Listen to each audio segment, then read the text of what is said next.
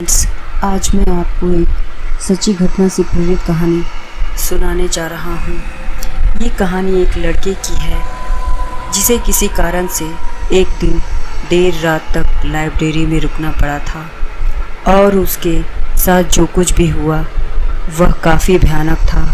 मैं जॉन, मेरे माँ पापा का लगातार ट्रांसफ़र होता रहता था, इसलिए हमें एक सिटी से दूसरी सिटी लगातार मूव करना पड़ता था। इसी वजह से मेरी पढ़ाई अधिकांश बोर्डिंग स्कूल में हुई। मैं अपने बोर्डिंग स्कूल का नाम का जिक्र नहीं करना चाहूँगा, लेकिन मैं आपको यह ज़रूर बता सकता हूँ कि ये इंडिया के कुछ बहुत पुराने स्कूलों में से एक है। मेरे स्कूल में प्रत्येक छात्रों को स्टोरी राइटिंग, पोएट्री, समाचार, खेल, बागवानी इत्यादि जैसे विभिन्न क्लबों में से एक क्लब को चुनना पड़ता था। इसलिए मैं पोएट्री राइटिंग चुना और सभी पोएट्री क्लब और मेंबर के लिए एक अलग से लाइब्रेरी थी और उस लाइब्रेरी के स्टाफ भी लाइब्रेरी के मेंबर थे। मेरी लाइब्रेरी 2 मंजिले का था और काफ़ी बड़ा, प्रत्येक सब्जेक्ट की किताबें और बीच में बुक शेल्फ से घिरा एक रीडिंग एरिया था। मेरी स्टोरी यहीं से शुरू होती है। जैसा कि मैंने आपको बताया कि ये स्कूल बहुत ही पुराना था और जैसा कि आप जानते हैं कि जब कोई स्कूल बहुत पुराना होता है तो वहाँ कहानियाँ भी बहुत अधिक होती है। ऐसा ही एक स्टोरी यहाँ के 50 के दशक के प्रारंभ में थी। इंडिपेंडेंस डे से ताज़ा लोग स्कूल में घुस गए, जिसमें अभी भी कुछ ब्रिटिश स्टूडेंट पढ़ रहे थे, जिसके माता पिता ने आज़ादी के बाद जाने से इनकार कर दिया। उन्होंने अपने कंट्री छोड़कर जाने से इनकार कर दिया, भले ही उनके पूर्वज दूसरी कंट्री में थे।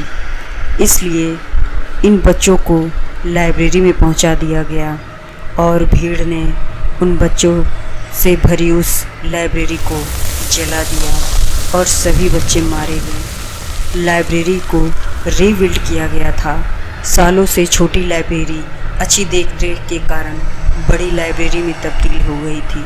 तो एक रात लाइब्रेरियन की बेटी को फीवर हो गया और लाइब्रेरियन को कुछ बुक्स उसके सही जगह पर रखना था, इसलिए उन्होंने मुझे कुछ घंटे के लिए लाइब्रेरी में हेल्प करने को कहा।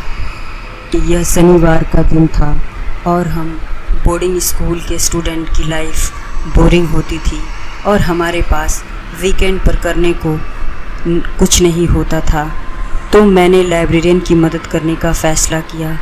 रात के 9:30 बजे एकदम अकेले में कुछ रहस्यमयी मैगज़ीन का एक आर्टिकल पढ़ने का सोचा।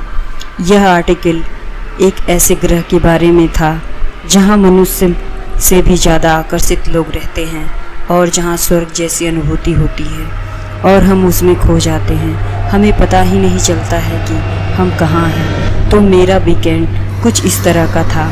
लाइब्रेरी में कुछ घंटे वेट करने के बाद भी यहाँ कोई नहीं आया, तो मुझे लगा अब यहाँ कोई नहीं आएगा।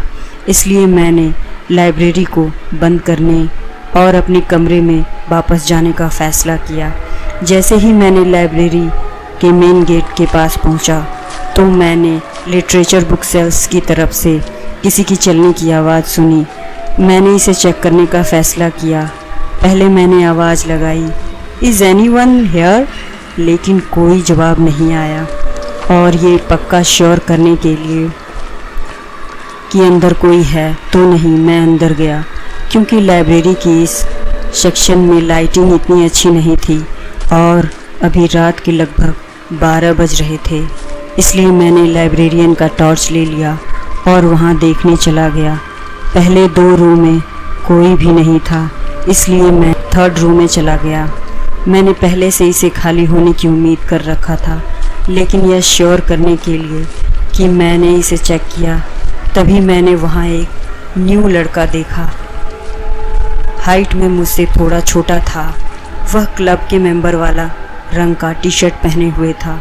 इससे पहले मैंने उसे इस क्लब में कभी नहीं देखा था। क्लब के सभी सदस्य एक ही हॉस्टल में रहते थे। मैंने सोचा शायद न्यू स्टूडेंट होगा, इसलिए मैंने उससे पूछा, क्या तुम खो गए हो? अगर तुम चाहोगे तो मैं तुम्हें हॉस्टल तक वापस ले जाऊंगा। उसने कोई जवाब नहीं दिया, बस मुझे घूरता रहा।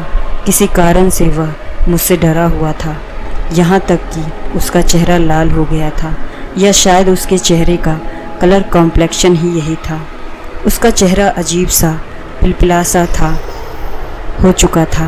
अंधेरा था तो ठीक से कुछ दिखाई नहीं दे रहा था, लेकिन मैं यह कह सकता था कि वह डर गया था।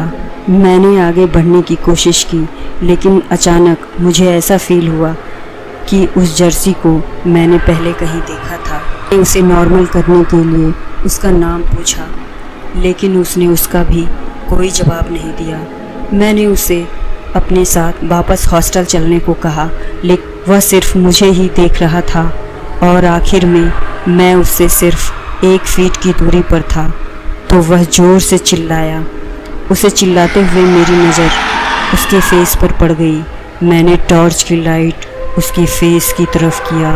मैंने देखा कि उसकी आंखों की पुतलियाँ गायब थी और उसकी जगह पर काले गड्ढे थे और उसकी आंखों से कुछ काला लिक्विड जैसा निकल रहा था और उसका चेहरा बहुत भयानक लग रहा था। अब मेरे डरने की बारी थी। मैंने तुरंत यू टर्न लिया और चुपचाप वहाँ से जाने लगा। मुड़कर पीछे भी नहीं देखा। मैंने जो भी अभी देखा था उस पर मैं अभी कंफ्यूज था, लेकिन अभी भी मेरे पीछे चलने की उसकी आवाज़ मैं सुन सकता था। ऐसा लग रहा था जैसे वह मुझे फॉलो कर रहा हो। जैसे ही मैं लाइब्रेरी से बाहर निकला, मुझे लाइब्रेरी के गेट को लॉक करने का साहस नहीं था, क्योंकि उसके लिए भी मुझे पीछे पलटकर देखना पड़ता। मैं अपने हॉस्टल वापस भाग गया और जल्दी से अपने कंबल के अंदर घुस गया। यह विंटर सीजन था और आम दिनों की तरह ठंड लगने की जगह मुझे पसीने आ रहे थे। मैं उस रात सो नहीं सका। अगले दिन मैं लाइब्रेरियन के पास गया और उसे बीती रात के सभी घटनाओं के बारे में बताया, लेकिन इस सब बातों को सुनने के बाद भी उन्हें इन बातों से कोई प्रभाव नहीं पड़ा और उन्होंने मुझे लाइब्रेरी खुला छोड़कर जाने के लिए डांटा भी नहीं। फाइनली जब मैं वापस घर जा रहा था तो मुझे याद आया कि मैंने उस जर्सी को मेमोरियल में देखा था, जो उस दुर्भाग्यपूर्ण दिन मरने वाले बच्चों की यादों के लिए बनाई गई थी।